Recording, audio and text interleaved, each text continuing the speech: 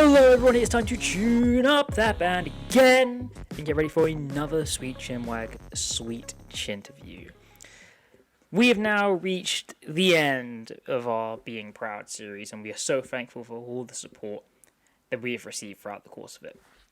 For this week's episode, our last episode, we are joined by Blizzb3ar. And if you do not know who Blizzb3ar is a Twitch streamer, well known for playing a whole variety of different games across different genres, styles, and different times.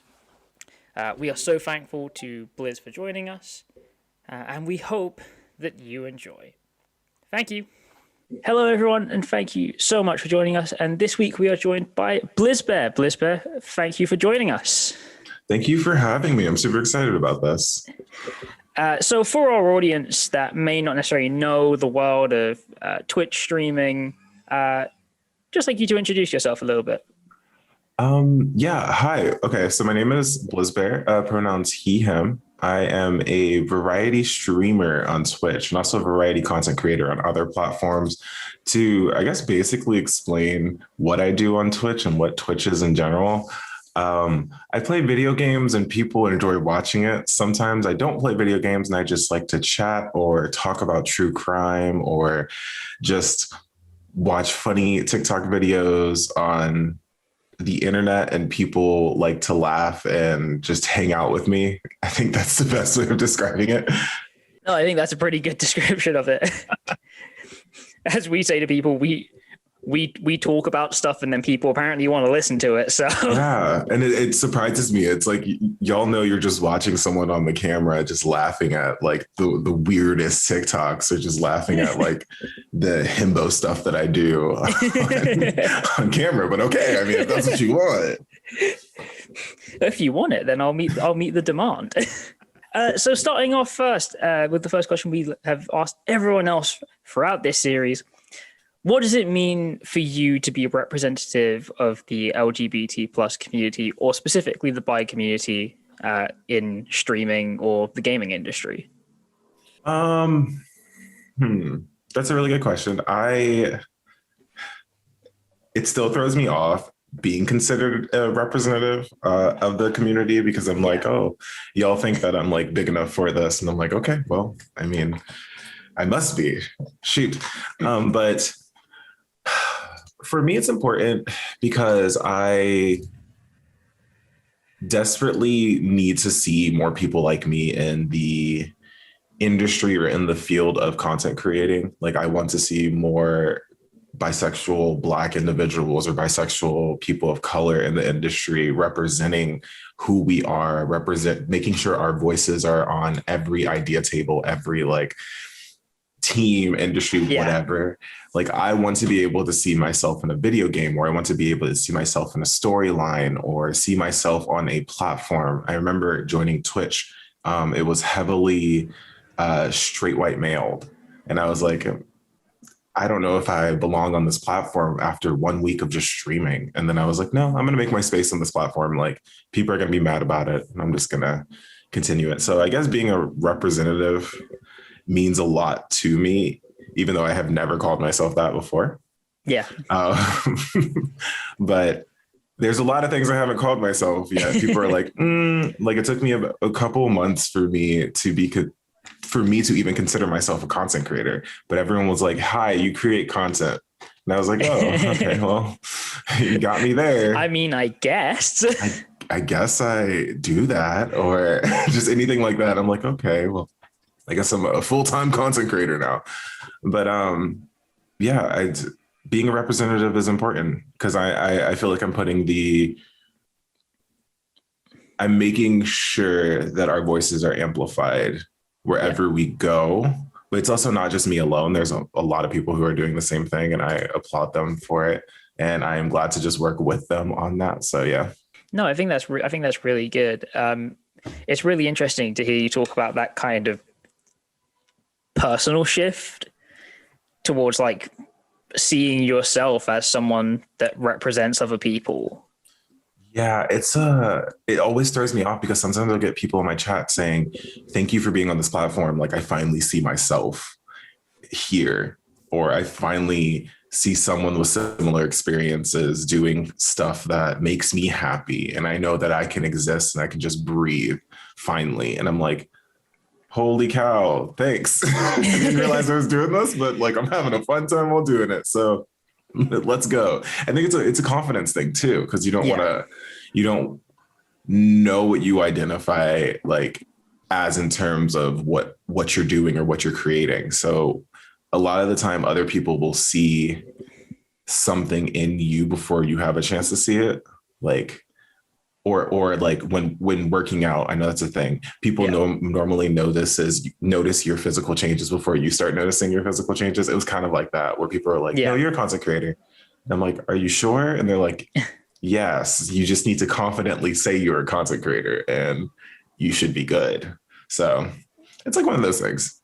Yeah, no, I absolutely get that. So then going on next, I guess kind of related to that. How has gaming, or through your time streaming, changed the way that you kind of have thought about your identity or the way that you present yourself? So I used video games as a form of, I guess, escapism. At the time, I did grow up in a heavily religious household before I moved out. So video games was my chance to kind of escape and live some sort of life that I would be happy with. Yeah. But also streaming was that kind of escape for me. I started streaming during the pandemic, where the world was constantly on fire and like everyone was super stressed. So I decided to create a space where I could just exist and breathe, and have people also join the space where they could just exist and breathe and not think about the fires in the world. So mixing the two things of video games and streaming, that was like basically my form of getting away and just, I don't know, just existing.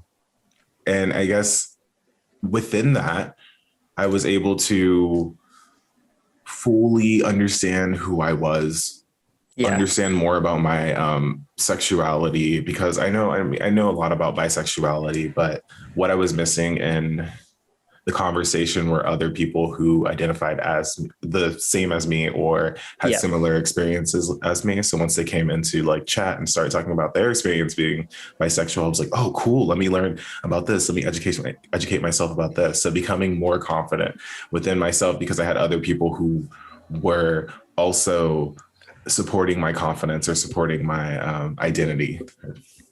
Yeah, you have that kind of that response from other people about like, oh no, okay, or for other people you speak to, is about knowing other people have had a similar experience is very empowering. It's so validating too. That's the thing. And there's a very common, sadly it's very common, but bi erasure is a thing where people will erase the entire bisexuality or the entire bisexuality for some reason, because they are afraid of bisexual people or something like that. But a lot of times in my life, I've kind of been erased. There's small instances or small moments I remember constantly of me being invalidated, but having a community that will come in and be like, hey, you're valid, or having a video game tell me, hey, your sexuality is valid, or your identity is completely valid, is so important. And so like, just, it motivates you to be, the best you that you can be.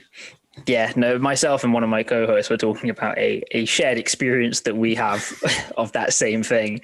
And it very much became a feeling of, oh, well, I guess everyone's gone through this at one point, so maybe I am on the right track. It's such a weird feeling to be like, someone's told me something bad, which means it must be something good in a weird way. It's like, okay, at the end of the day, it kind of unites us all together. Yeah, it's like this weird, bad shared experience. Yeah, but like, why? Why did we have to go through this to find each other, You don't want to have to go through it. Yeah, I do. Like, no, that shouldn't have to be a quest for me. No. But yeah, it's definitely a it truly sucks. But then once you find a bunch of people who are validating you or validating your identities, it definitely changes the whole game for you. So yeah. How has it been for you, and kind of how did you get into working with Team Sidequest? So I'm a part of two teams, which is the fun part.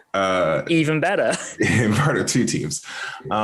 So when I joined Twitch, I was actually a part of a streaming network that I left in November because the community didn't really fit my goals anymore. I did join the network when I reached affiliate.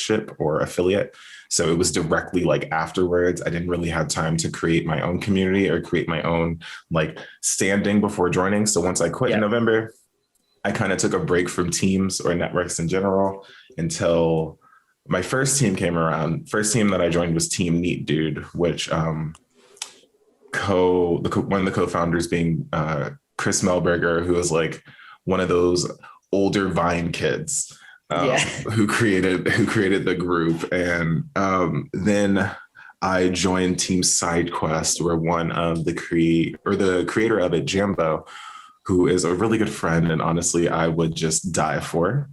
And the reason that I joined it, I've been looking for people who were motivated the same as me, wanted to make a difference in the world like me, wanted to hang out, had shared experiences. It wasn't both of those teams. There's never any sense of competition, which is what I felt before working in the past network that I was working with. I just wanted to exist. I wanted to grow. I wanted to be successful and have people who were helping me become successful or congratulating me on becoming successful. Yeah. With Team Sidequest in particular, though, that is a team that does nothing but positive change. And it's so cool to just watch it sometimes and also be a part of it. I've had moments where I was collecting money for Stop AAP I Hate. And I was getting a bunch of trolls on my in my Twitch channel, and it was just very disorienting. And it was actually one of those, it was just a bad day for me. So I started tearing up and I'm it's fine. We're just gonna continue playing Dead by Daylight. Don't worry about it. And the founder of Sidequest, Jambo, came onto my Discord, came on my VC and said, "Hey, I'm taking the mic real quick. Y'all, we're donating for an amazing cause, and Blizz is getting so much crap today. We're going to hit that $1,000 goal." And just went on a whole 15-minute speech of uplifting and just everything. And we ended up raising $7,000 within 2 hours of just that whole entire speech, because Jimbo is an amazing person, and every member of Team Sidequest showed up in my chat saying, "Hey, we're here to help, here to support. What are we doing? Who are we fighting?" And I'm okay, that's cool. But yeah, Sidequest has been really, really kind and really sweet. Sorry if I'm going on tangents too, by the way. Look, we are super freeform. Go on as many tangents as you want. It can go 9 degrees deep. Okay, great. But yeah, Sidequest has been nothing but a supportive group that has, encouraged me to be my best self. So I'm a huge fan of them. Yeah. And then I guess through working with them, how have they helped you, I guess I would say take yourself to that next level, or, push yourself? If I had any form of doubt and I came to them towards any form of doubt, they would literally punch that doubt in the face and tell me to get my crap together. So I guess I would say that's how they motivate me to be my best self, is beating the crap out of my doubt or self-doubt and telling me to go do this right now. And so it's very motivating. You have people who are backing you up and telling you, "Hey, you're doing great things, and I'm gonna need you to continue doing great things. Stop this negative mindset. It's literally your mind just trying to bully you. Go succeed, go be your best self." No, that's absolutely amazing. So moving on next, I want to ask, Do you think that gaming or streaming has either become or now has its own kind of niche queer space? See, with streaming, what sucks is that I joined like June 2020 during pandemic. So I don't really know what the before times were that much. Yeah. But I can say because of the pandemic, a lot of queer individuals have turned to streaming and turned to the Twitch space, trying to, share the games that they're interested in sharing, or share the stories that they're interested in sharing, or just inhabiting a space and creating like more unity amongst the queer community, which I'm like, hell yeah, that's awesome. But I want to say it's been changing a lot because of the pandemic. Even the games that we're seeing coming out are more queer inclusive. Mm-hmm. I basically started my streaming career playing Stardew Valley, which is a farming sim game, and you can marry whoever you want to marry. You can date whoever you want to date in that game, which is like very escapism for me, because it was a person who left their corporate job to become a farmer, and basically I'm someone who left their corporate government job to become a streamer. So that kind of had a moment for me. But yeah, I would say there is a space. There wasn't a space, that much of a space before. Like I didn't really see any BIPOC individuals or queer individuals on the forefront of Twitch, but like now I'm seeing them on the front page. I'm seeing them like just succeeding in multiple places and achieving in multiple places. I'm seeing them on billboards in New York City, or I'm seeing them in all these cool spots where I'm like, hell yeah. It's also something that is pushing me to want to also be. I want to, sorry, no, it's okay. Froze for like a quick second. Okay. I want to be on a billboard. I want to be, in this position. I hate idolizing or saying like, I idolize this person, but there are multiple people, multiple creators, multiple queer creators, multiple people of color creators that are constantly achieving, constantly succeeding, that inspire me to be my best self, or inspire me to want to take a role that they are also in, like a Twitch ambassador or being on the front page or anything like that. I think it'd be a cool opportunity. And I don't know, I'm just kind of excited to see what the next couple of years bring out. Kind of going on from that, how does it feel for you knowing that space is being created for people in the future? I feel like it helps me breathe easy a little bit. Knowing that the space is there, but it's becoming stronger and stronger. It's one of those things of, I don't feel lonely anymore. I feel like there are people who are on my side, who, if I get trolls, they're ready to fight for me. Or if I get people just being super disrespectful towards my skin color or my sexuality, they're ready to fight for me. Twitch actually released a couple of new tags out. Like there's now a bisexual tag, which I'm like super excited for, but something that people have constantly been asking for is a trans tag, and that recently came out, and a lot of people had some things to say about it, basically saying like, oh, if you have a trans tag, trolls are going to come out of everywhere and start attacking the trans community. And the issue, that is an issue, but one positive thing about this is now the trans community can find each other, create more of a community with each other, and back each other up against the trolls, which is like what no one pays attention towards. It's like now they're not alone when they get attacked by trolls. They have a community ready to support them and ready to help them if they get follow botted or get some sort of hate or spam or anything like that. So it's important. I mean, finding a community is important. Having numbers is important. So I do just want to take a quick opportunity just to do a little bit of game chat. Okay. That's fine. Just because I want to say, I see the Majora's Mask behind you. And I'm a very big Zelda fan, so I very much appreciate it. I did this for a Halloween costume. And it was like during college, I was supposed to be, I always forget the fairy's name, but I was going to be a fairy, but it didn't work out. So I was like, I'll just make a Majora's Mask and like just go around a bar having it like taped to my face, being like, this is great. I'm having a fun time. Let's talk about video games. I'm excited. I'll start off with saying, what are some of the favorite things that you've been playing recently?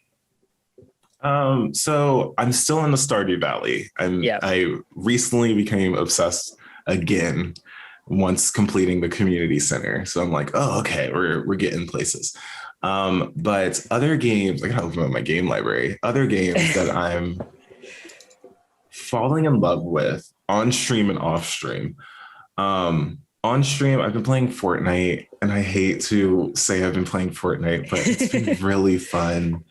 And a lot of people in my community have been playing Fortnite as well. And it's just a very fun, inclusive game. And I'm like, yep, they got me. Fortnite might win. Fortnite might win on this one. But other than Fortnite, I've been having a lot of fun playing Among Us with people. Among Us is a very fun game where you could just get a bunch of creators together to just kind of play the social game Mafia. And see, it's just a fun game to kind of get people in together and just play. Yeah, and we play with proximity chat, so you can hear people at all times running through the map, and that's a great time for you to like create bits with people. Have the funniest moments of hey, follow me, like I think I found a dead body, and then you kill them, and it's like it's a very fun time. But other than that, I've been doing Fortnite, Among Us, Stardew Valley. Dead by Daylight has been really fun, and Dead by Daylight is actually a heavy queer community. Like, yeah, it does. The queers love horror for some reason, so I'm like, okay, well, that we're doing this. We're gonna survive this murder or something like that. But outside streaming, my offline game that I play is Overwatch. I really love Overwatch so much. Guilty as charged. I've been trying to. I'm gonna say this person's name wrong. I think I'm Reinhardt, right? Yeah. The Shield. Okay, so I'm trying to become a Reinhardt main because I used to be a soldier and a Ashe main because I'm really good at aiming here and there. But it's been so much fun. I play it on my off days, and I play it like with my friends on Xbox and everything. And I'm like, it's gonna be a fun time. I love Overwatch so much. And then they've been trying to get me in the Valorant, but that's not gonna happen.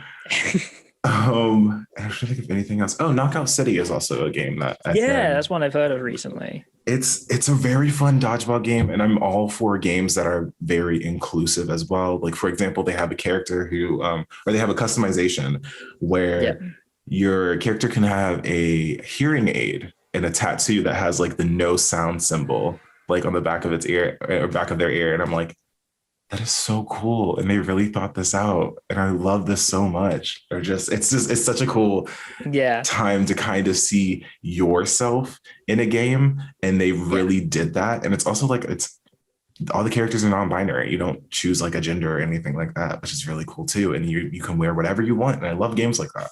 It's very inclusive. It pulls me in there. I would say, wait, can I ask you, what games are you playing? So I mean, I am very much an Overwatch player myself. Right now, my game in my off time is Hearthstone. Oh, you're one of those. Okay. Yeah, it captures me, even though it shouldn't. Thank you so much for this podcast. I have to leave. My mom said I have to go because Hearthstone players can't trust Hearthstone players. Sorry, I know you can't be trusted around people or money. Although I can be trusted around money more than some people. No, but recently I've restarted playing the Middle Earth games. So Shadow of War and Shadow of Mordor.